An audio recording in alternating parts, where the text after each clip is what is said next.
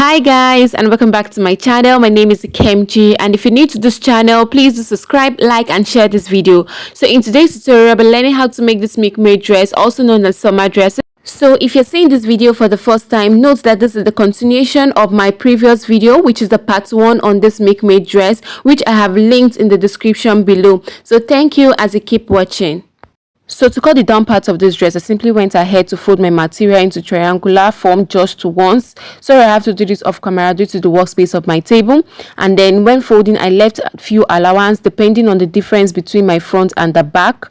So this is actually my front, and this part which have the allowance, a little bit allowance, is actually my back because of the zipper allowance. So to cut the front part, I have to determine my waist. So what I will simply do is to bring the front part of my dress, which is this. Like I said, I have already done the part 1 of this video. So I just took my tape right now to measure the waist part, which is actually what, 17 inches. As you can see that on the screen. So for that very 17 inches now, remember that we're going to be having a slit for the front, so I'm going to be adding 2 inches for my slit, so which is going to make it what, a total of 19 inches. So next I will do is to determine my waist for the back, and then I'm going to take my tape now and measure the waistline for my back. And what I measured there was actually 10, so I'm going to say 10 times 2, and the reason I'm multiplying by 2 because of the other side of the back, so which is a total of what, 20 inches.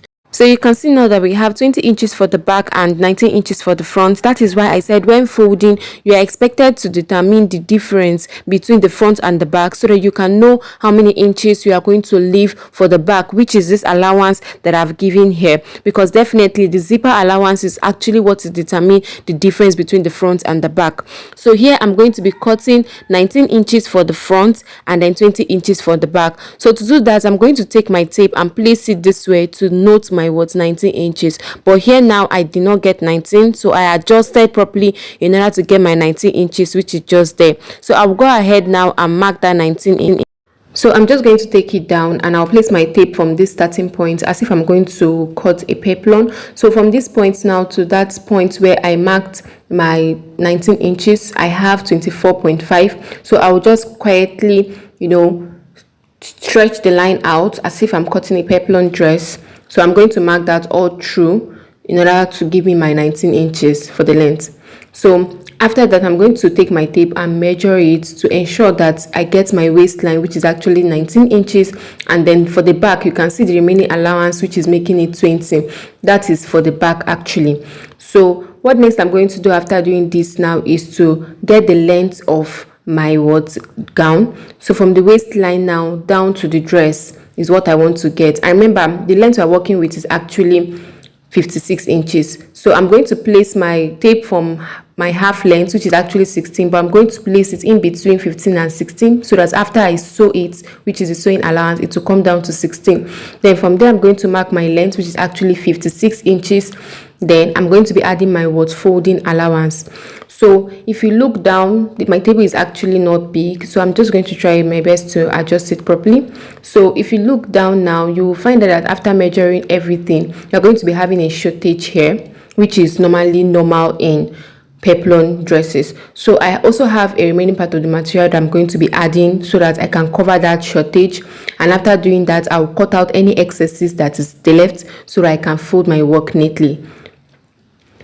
So before taking it to the machine, I'll go ahead now and cut out the waistline that I've already drafted out on this material. So I'm just going to get my scissors now and cut what I'll be needing for this particular tutorial. So after cutting it, this is basically what we are going to be having, and I'll go ahead and split that part together so I can get my back and front. So right here, I will label this my front, and the other part is going to be what's labeled back. So after splitting the back and front together, I'll keep the front piece one side, and I'll go ahead and fold the back into 2 because the back is actually divided due to my zip allowance. So I'm going to divide it into equal halves, and then I will simply go ahead and split it open, just the way you see me doing this video. So after splitting it, this is what we are going to have. So this part of it is going to be the zipper part, and then this other side is going to be the hip region, which is the side. So next I'll take my upper piece of the back and place them appropriately, ensuring that the zipper part is facing rightly. Then I will simply go ahead and ensure to place them accordingly at this other area so that I can actually stitch the upper part and the down part of the dress together. Then I'll equally do the same to the other side of the back and take it to the machine to sew.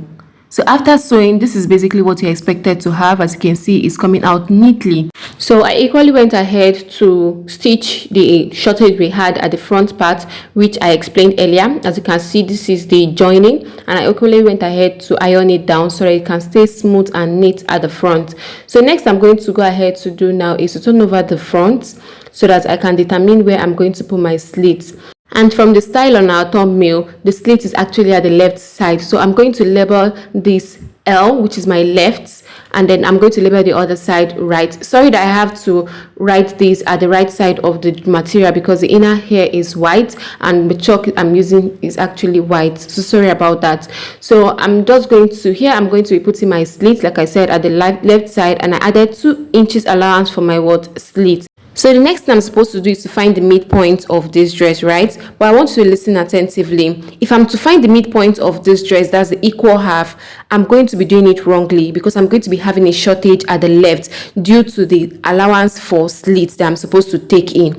Then the right to be having excess and the left to be having shortage. But I'm not going to do that. Rather, I am going to look for the midpoint in another different pattern. And how am I going to do that? I'm going to introduce the upper part of my dress, and by the time I divide it into 2 like this, I am going to measure it, and I'm going to be having, from that measurement that I'm going to take with my tape, I'm going to be having 8.2. Are you seeing now? 8.5, sorry. So are you seeing now 8.5 is actually the midpoint of this dress. So from the right side now, I'm going to give the right side its 8.5 that it actually requires. So by the time now I mark that 8.5, that will then be my genuine 8.5. And when you give that 8.5 to the right side that does not have the slit, you will see that we are going to be having excess at the other left hand side. So now if I'm to assuming our dress is not having slits, for instance, am I not supposed to take another 8.5, right? So let's assume that we're not having slits at the left. I will take another 8.5, which I will just mark there. So are you seeing now that we are having another excess material, assuming we are not having slits? But because we are having slits, we are having excess allowance, which is that remaining part that I'm having there in that left region. And you can see that it's 2 inches allowance that I'm having there, like I noted. So that 2 inches now is for the slit. So imagine that I had made this middle point my middle. You will see that I'm going to be having excess at that right hand, and I'll be having shortage at the left due to the slits. I hope I'm being able to explain this. So I'm just going to take my scissors now and notch that part, which is my genuine midpoint.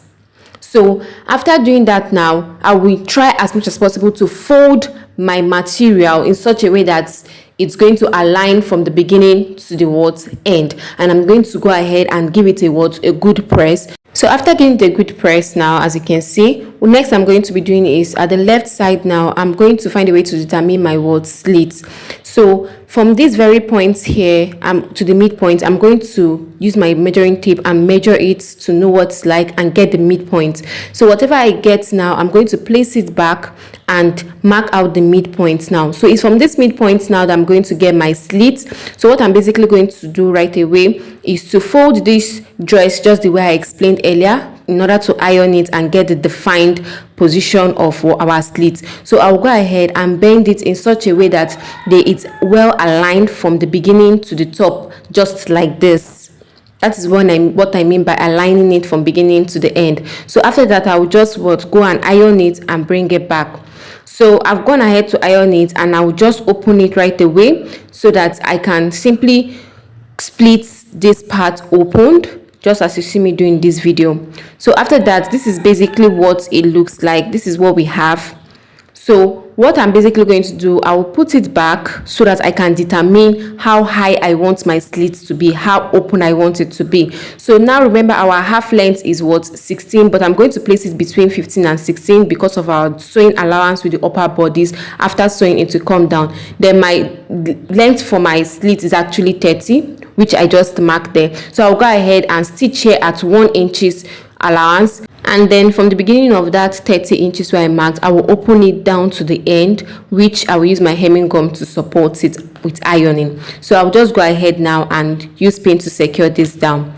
So this is what it looks like after stitching the slits together and ironing it with using your hem so that that part can be opened. This is what it looks like. So next I'll go ahead to do is bring out the upper part of the body and place it appropriately at the lower part, ensuring that the midpoint of both the down part and the upper part are well aligned, and I'll go ahead and use pin to secure them down for easy sewing.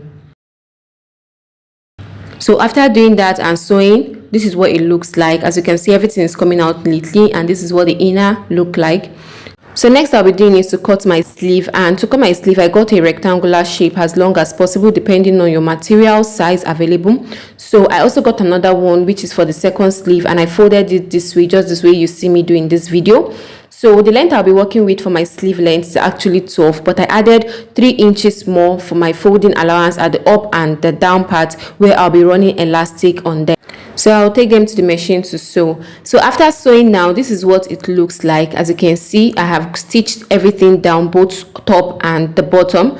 So I'm just going to carefully place it back so that I can cut what my armhole. And to cut my armhole, I got my back piece. So this is where the armhole for the back piece is, and I'm just going to place them this way, ensuring that the edges are facing each other at that end. So I'm just going to use my scissors to cut exactly the armhole shape on my sleeve, just the way you see me do in this video. You can see I'm cutting from the edge and not from the part that is folded, from the edge. So after doing that, this is basically what you are going to have. So I'm going to take that away and then go ahead to insert my elastic. And how you are going to be able to get the measurement for the elastic that you'll be inserting on your shoulder area, you are going to see your shoulder divided by 2 plus 1 inch is what you are going to be measuring here, and whatever you get, you are going to cut that and insert it at this place using your safety pin. Then to cut the down area of your round sleeve, you are going to measure your round sleeve, and mine is actually 12, so plus 1 inch I'll be getting 13, which you are going to use for the round arm sleeve. So I'm just going to use my safety pin now to insert here, and after I'm inserting, I will then use my pin to hold that down so that it doesn't come out at the other end, and I will keep taking my safety pin inside in order to bring it out, and then I will still use my pin as my guide to hold it, and I will do the same for the other sleeve. And this is basically what it looks like after stitching it. So next I'll be doing is to attach my sleeve to my dress, and what I simply did was to place my dress appropriately. As you can see, they are all facing each other, their right sides are facing each other. This is the zip area, they are also facing each other. You must certainly align your clothes properly before placing your sleeve. So I will simply go ahead now and put my sleeve, ensuring that their armholes are facing each other.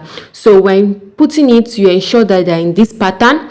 Then I'm going to get the armhole of my sleeve and the armhole of my dress and place it appropriately like this. Let the right side be facing each other, and I will use pin now to secure it down for easy sewing. I will equally do it to the front part of the dress to ensure that it matches with the front part of the sleeve, and use my pin to secure it. And I'll do the same thing to the other part of the sleeve, and I will go ahead, use pin to secure all these parts together when sewing, so that I will be sure that everything are well aligned and nothing is shifting for easy stitching. So let's take it to the machine now and sew it appropriately. So this is basically what we are going to have after joining every piece together. This is what the front looks like, this is the sleeve, and also this is what the inside looks like. So I'll still go ahead to weave the inside so it becomes neater, and next I will go ahead to do is to insert my zip with using the allowance of 1.5 inches. So I'll take it to the machine now to sew, and after sewing, this is what it looks like. Everything has come out neatly and fine, and this is what the back look like. So if you enjoy watching this video, please do subscribe, like and share this video, and turn on the notification bell to get notified anytime I upload a video in this channel. Thank you. I'll see you in my next video.